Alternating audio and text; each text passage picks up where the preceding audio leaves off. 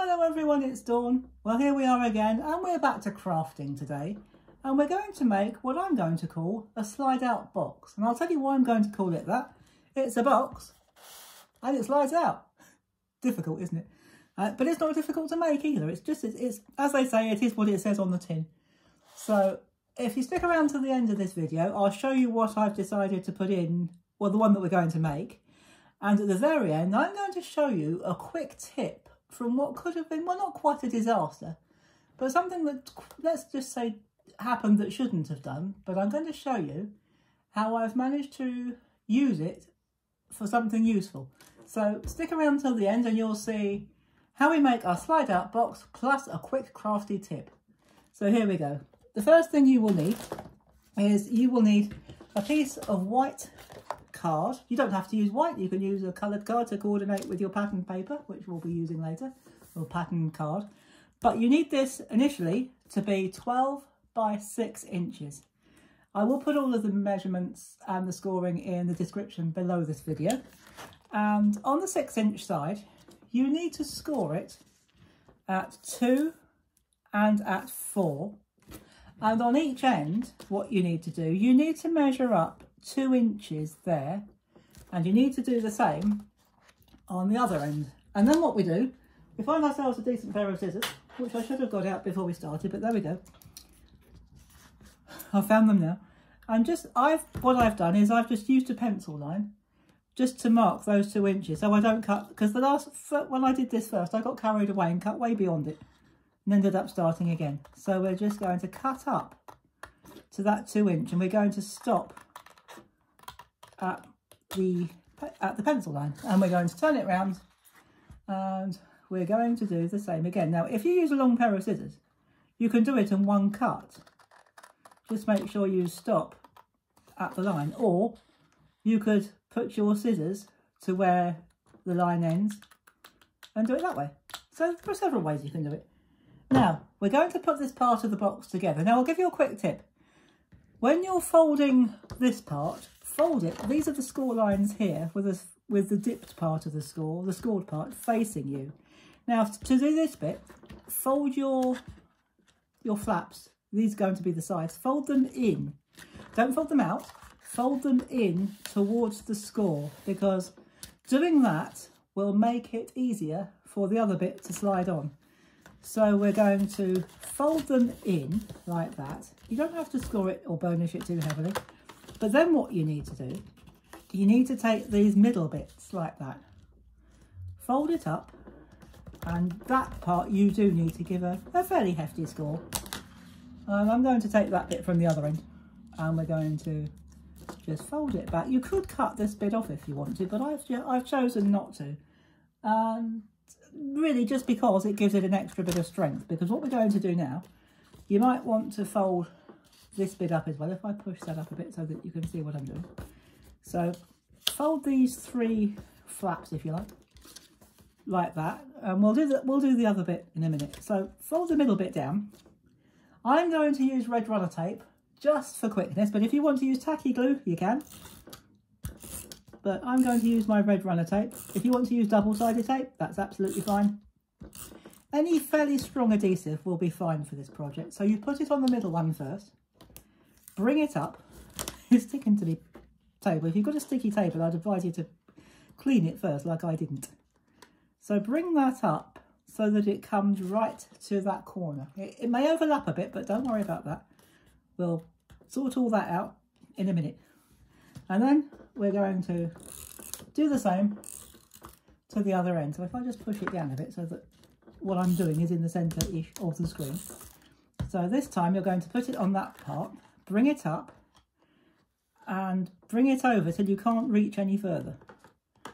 And you will get a few funny lines, but don't worry about that. So if it does what mine's done, just bring it up, bring it to the edge and fold it down. Now, you deal with these funny lines very simply with a pair of scissors. So you've got some odd bits sticking out there. So all you do is you take a nice pair of scissors, nice sharp pair of scissors, and cut them. Just cut any overhang off, and now you've got a nice flat piece like that.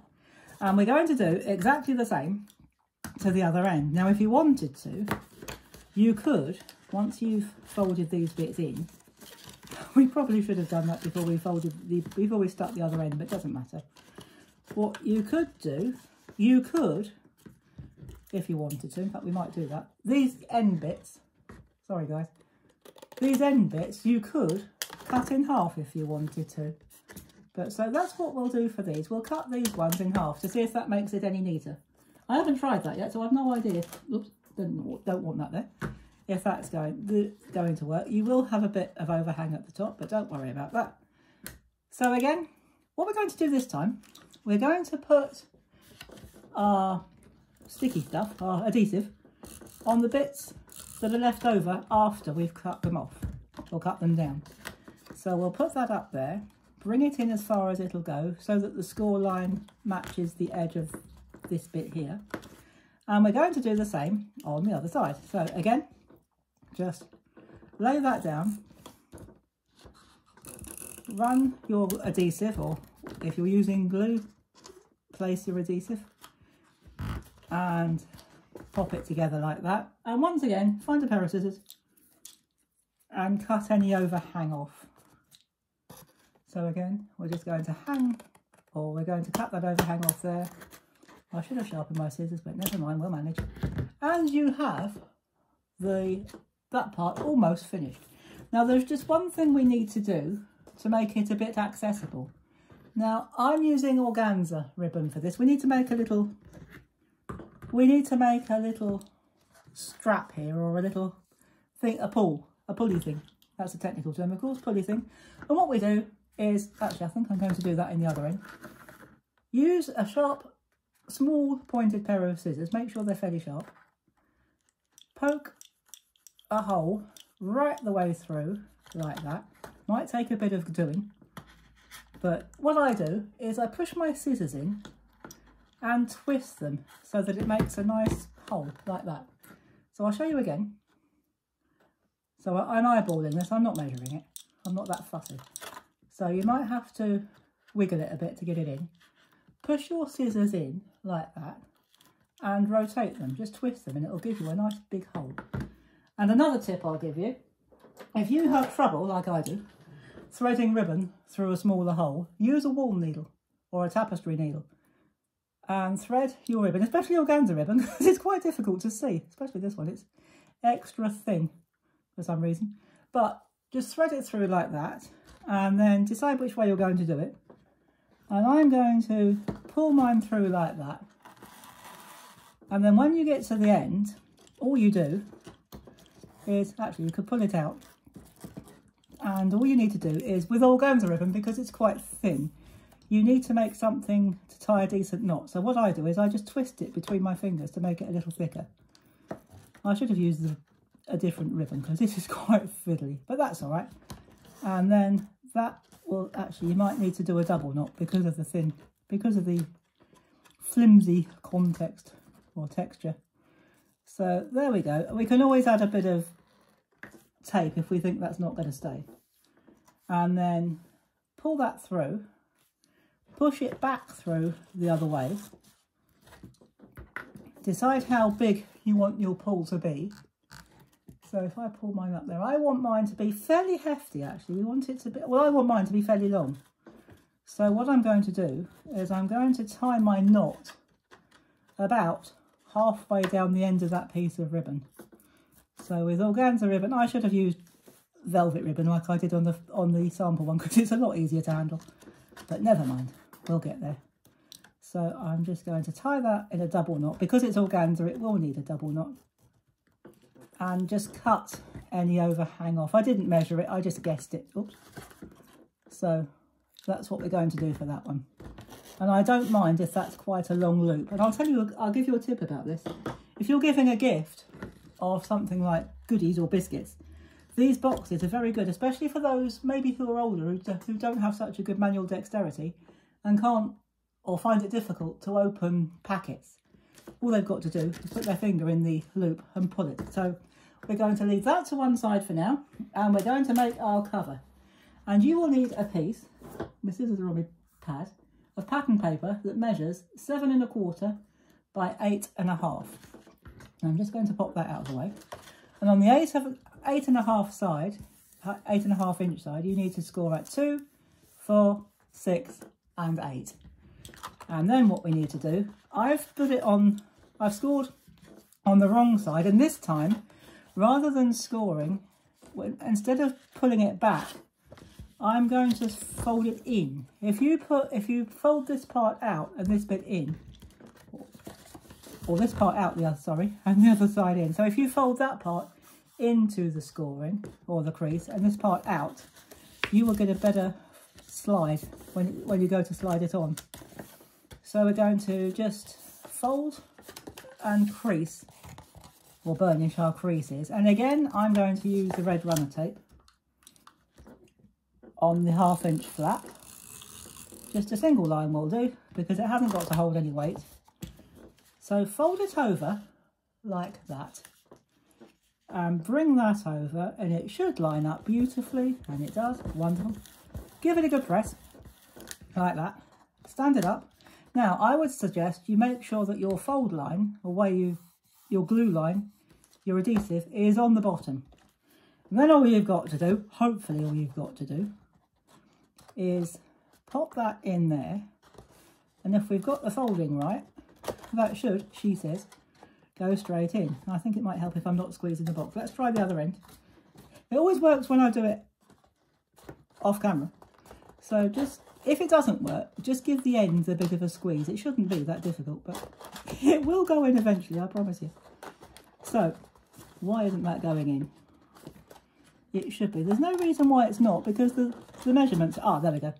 So just give it a squeeze and then give it a push, and it will right itself. Sorry about that. So if it doesn't go right, just give it a push. Just squeeze the ends in. Pull it. Oops, that's come through. I will deal with that in a minute. That's an organza ribbon that's just popped out.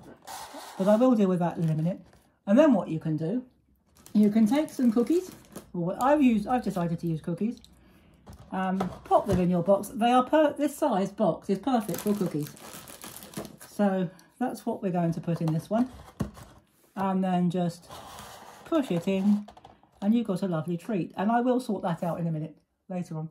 So there we go. There is our box of cookies. But don't disappear yet, because I've got a quick trick to show you, or a quick tip.